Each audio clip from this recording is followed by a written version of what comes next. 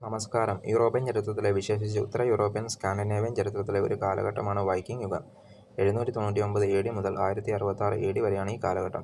സ്കാൻഡിനേവിയയിലെ nor വംശജർ ഈ കാലഘട്ടത്തിൽ യൂറോപ്പിലെമ്പാടും കടൽ വഴിയും നദികൾ വഴിയും പര്യവേക്ഷണങ്ങളും കുടിയേറ്റങ്ങളും നടത്തി. വ്യാപാരവും കൊള്ളയടിയും കോളനിവൽക്കരണവും കീഴടക്കലുമായിരുന്നു ഈ പര്യവേഷണങ്ങളുടെ ലക്ഷ്യങ്ങൾ.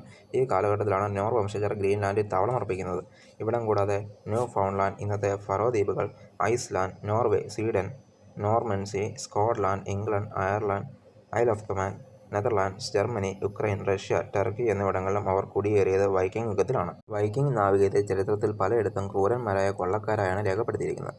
കൂടാതെ അനിയന്ത്രിതമായ ജനസംഖ്യയും വ്യാപാരക്കമ്മിയും സ്വദേശത്തെ കൃഷിയോഗ്യമായ ഭൂമിയുടെ ലഭ്യതക്കുറവും വൈക്കിംഗ് അധിനിവേശങ്ങൾക്ക് കാരണമായിട്ടുണ്ടാകാം. വൈക്കിംഗ് യുഗത്തെപ്പറ്റി ലഭ്യമായ വിവരങ്ങൾ ഭൂരിഭാഗവും അവരുടെ ശത്രുക്കളാൽ രേഖപ്പെടുത്തിയവയും പൗരാണിക ശാസ്ത്ര നിഗമനങ്ങളും നാടോടിക്കഥകളിൽ നിന്ന് ഉരുത്തിരിഞ്ഞവയുമാണ്. വൈക്കിങ്ങുകൾ 9-ാം നൂറ്റാണ്ട് മുതൽ 11-ാം നൂറ്റാണ്ട് വരെ യൂറോപ്പിലെ വ്യാപകമായ പ്രദേശങ്ങൾ റെയ്ഡ് ചെയ്യുകയും കോളനിവൽക്കരിക്കുകയും ചെയ്ത സ്കാൻഡിനേവിയൻ കടൽ പോരാളികൾ അവരുടെ വിനാശകരമായ സ്വാധീനം യൂറോപ്യൻ ചരിത്രത്തെ ആഴത്തിൽ സ്വാധീനിച്ചു. വൈക്കിങ്ങുകൾ ഉടമസ്ഥരും ഗോത്രത്തലവന്മാരും അവരെ നിലനിർത്തുന്നവരും സ്വതന്ത്രരും വിദേശത്ത് സാഹസികതയും കൊള്ളയും നേടുന്ന ഊർജ്ജസ്വലരായ യുവവംശജർ എന്നിവരായിരുന്നു. വീട്ടിൽ ഈ സ്കാൻഡിനേവിയക്കാർ സ്വതന്ത്ര കർഷകരായിരുന്നു, എന്നാൽ കടലിൽ അവർ റൈഡർമാരും കൊള്ളക്കാരുമായിരുന്നു. വൈക്കിംഗ് കാലഘട്ടത്തിൽ സ്കാൻഡിനേവിയൻ രാജ്യങ്ങളിൽ മനുഷ്യശക്തിയുടെ മിച്ചമുണ്ടായിരുന്നതായി തോന്നുന്നു. കൂടാതെ യോദ്ധാക്കളുടെ സംഘങ്ങളെ കീഴടക്കുന്ന ബാൻഡുകളിലേക്കും സൈന്യങ്ങളിലേക്കും സംഘടിപ്പിക്കാൻ കഴിവുള്ള നേതാക്കൾ അപൂർവമായി മാത്രമേ ഉണ്ടായിരുന്നുള്ളൂ. ഈ ബാൻഡുകൾ അവരുടെ കടലിൽ ചർച്ച നടത്തും.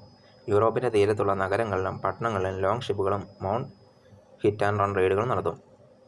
അവർ കത്തിക്കുകയും കൊല്ലുകയും കൊള്ളയടിക്കുകയും ചെയ്തതിനാൽ ആദ്യ സ്കാൻഡിനേവിയൻ ഭാഷകളിൽ പൈറേറ്റ് എന്ന അർത്ഥം വരുന്ന വൈക്കിങ്ങർ എന്ന പേര് അവർക്ക് ലഭിച്ചു. വൈക്കിംഗ് സൈന്യത്തിൻ്റെ കൃത്യമായ വംശഘടന പ്രത്യേക സന്ദർഭങ്ങളിൽ അജ്ഞാതമാണ്. എന്നാൽ ബാൾട്ടിക് രാജ്യങ്ങളിലും റഷ്യയിലും വൈക്കിങ്ങുകളുടെ വ്യാപനം ന്യായമായും സ്വീഡനുകൾക്ക് കാരണമായും കണക്കാക്കാം. മറ്റൊരിടത്ത് ഓർക്നി ദ്വീപുകൾ, ഫറോ ദ്വീപുകൾ, ഐസ്ലാൻഡ് എന്നിവയുടെ സൈനികേതര കോളനിവൽക്കരണം നോർവീജിയന്മാർ വ്യക്തമായി പൂർത്തിയാക്കി. എന്നാൽ ബാൾട്ടിക് രാജ്യങ്ങളിലും റഷ്യയിലും വൈക്കിങ്ങുകളുടെ വ്യാപനം ന്യായമായും സ്വീഡനുകൾക്ക് കാരണമായി കണക്കാക്കാം. മറ്റൊരിടത്ത് ഓർക്നി ദ്വീപുകൾ, ഫറോ ദ്വീപുകൾ, ഐസ്ലാൻഡ് എന്നിവയുടെ സൈനികേതര കോളനിവൽക്കരണം നോർവീജിയന്മാർ വ്യക്തമായി പൂർത്തിയാക്കി. ഇംഗ്ലണ്ടിൽ 8-ാം നൂറ്റാണ്ടിൻ്റെ അവസാനത്തിൽ, പ്രത്യേകിച്ച് 793-ൽ ഡിൻഡി സിർഫാനെ ഹോളി ഐലൻഡ് ആശ്രമത്തിൽ റെയ്ഡിംഗ് നടന്നിരുന്നു. എന്നാൽ 865-ൽ റാഗ്നർ ലോത്ത്ബ്രോക്കിൻ്റെ മക്കളായ ഹാൽഫ്ദാൻ ഇൻവേർ ഐവാർദിയയുടെ നേതൃത്വത്തിലുള്ള ഒരു സൈന്യം കൂടുതൽ തീവ്രമായി ആരംഭിച്ച് ഒരുപക്ഷേ ഹുബ്ലെ പുരാതന രാജ്യങ്ങളായ ഈസ്റ്റ് ആംഗ്ലിയ, നോർത്തും ബ്രിയ എന്നിവ കീഴടക്കുകയും മെർസിയെ അതിൻ്റെ പഴയ വലിപ്പത്തിൻ്റെ ഒരു ഭാഗത്തേക്ക് ചുരുക്കുകയും ചെയ്തു. എന്നിട്ടും വൈസെക്സിനെ കീഴടക്കാൻ അതിന് കഴിഞ്ഞില്ല. ആൽഫ്രഡ് ദ ഗ്രേറ്റ് അദ്ദേഹവുമായി 878-ൽ ഒരു ഉടമ്പടി ഉണ്ടാക്കി. അത് 886-ലോ അതിനുശേഷമോ ഒരു ഉടമ്പടി അടിസ്ഥാനമായി. ഇംഗ്ലണ്ടിൻ്റെ ഭൂരിഭാഗവും ഡാനിഷ് കൈകളിലാണെന്ന് ഇത് തിരിച്ചറിഞ്ഞു. 892 മുതൽ 899 വരെ വൈക്കിങ്ങിൻ്റെ പുത്തൻ സൈന്യങ്ങൾ കഠിനമായി സമ്മർദ്ദം ചെലുത്തിയെങ്കിലും ഒടുവിൽ ആൽഫ്രഡ് അവരുടെ മേൽ വിജയിച്ചു. വൈസെക്സിൻ്റെ മനോഭാവം വളരെ കുറച്ച് തകർന്നതിനാൽ അദ്ദേഹത്തിൻ്റെ മകൻ എഡ്വേർഡ് ദി എൽഡറിന് ഇംഗ്ലണ്ട് വീണ്ടും കീഴടക്കാൻ കഴിഞ്ഞു. 924-ൽ അദ്ദേഹം മരിക്കുന്നതിന് മുമ്പ് പഴയ മേഴ്സിയൻ ഈസ്റ്റ് ആംഗ്ലിയൻ പ്രദേശങ്ങളിലെ ചെറിയ ഡാനിഷ് സംസ്ഥാനങ്ങൾ അദ്ദേഹത്തിന് മുന്നിൽ വീണു.